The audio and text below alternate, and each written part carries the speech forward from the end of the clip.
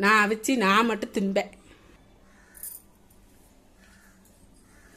எப்பா எம்மா எப்பா எம்மா அப்படின்னு சொல்லி கடைக்கிட்ட நிப்பாட்டி திருவிழா நேரத்துல எப்பா எனக்கு அந்த பொருள் வேணும், எப்பா எனக்கு அது வாங்கியே கொடுங்க, எம்மா நீ எங்க போறிய வாங்கி கொடுங்க அப்படின்னு சொல்லிட்டு அழுது அட்டம் பிடிச்சிட்டு நிப்பம் பார்த்துக்கோங்க. அந்த இதுதான் இந்த செப்பு சாமான். அதைத்தான் இன்னைக்கு செஞ்சிருக்கேன். தட்டு, அதாவது இது வந்து இட்லி தட்டு, அப்புறம் பூவு, அப்புறம் இது வந்து விளக்கு திரி மாதிரி, அப்புறம் குத்து விளக்கு மாதிரி இதில் உள்ளது கொழுந்துட்டு சரி இருக்கட்டும். அப்புறம் இது வந்து ஃப்ளவரோட மொட்டு, இது மாதிரிலாம் செஞ்சுருக்கேன் பார்த்துக்கோங்க. எல்லாம் அங்கே பாருங்க நிறைய செஞ்சேன். பால், அப்புறம் இது வந்து வளையல் மாதிரி செஞ்சுருக்கேன்.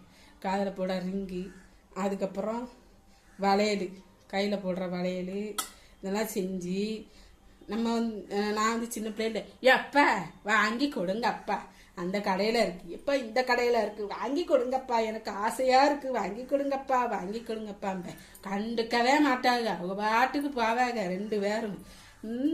இவ இங்கே இருக்கட்டும், இந்த கடையில் வச்சுக்கோங்க, இவ அடம் பிடிக்கிறா சொல்லி அது எங்கள் அப்பா அவங்க பாட்டுக்கு போயிடுவாங்க. அதுக்கப்புறம் பின்னாலேயே ஓடி போய் எப்பா எனக்கு வாங்கி கொடுங்க, எப்பா எனக்கு வாங்கி கொடுங்க அப்படின்பேன்.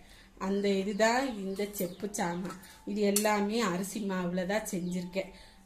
செஞ்ச இதை வந்து இட்லி தட்டில் வச்சு ஆவிச்சு சாப்பிட்லாம். அதை சாப்பிட போகிறேன் பார்த்துக்கோங்க. செப்பு சாமா செப்பு சாமா செப்பு சாமா செப்பு சாமா யாருக்காவது வேணுமா வாங்குறீங்களா? செப்பு சாமா இதான் செப்பு சாமா.